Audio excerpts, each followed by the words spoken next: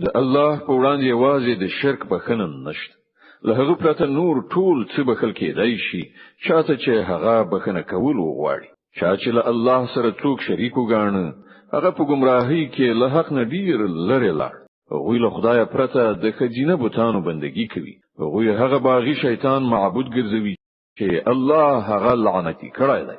هغوی د هغه شیطان اطاعت کوي چې هغه الله ته ویلی و چې زه به ستاسو بندگانو نه یو ټاکلې برخه واخلم، زه به هغوی منحرف کړم، زه به هغوی په هیلو کې واچوم، زه به هغوی ته امر وکړم او هغوی به زما په امر د څارویو غوږونه چیرې کړي، او زه به هغوی ته امر وکړم او هغوی به زما په امر په خدایي ساخت کې رد و بدل راوړي.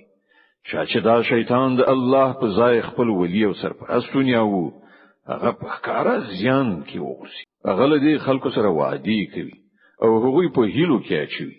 او د شیطان ټول وعده له غلولو پرته نور څه نه دي.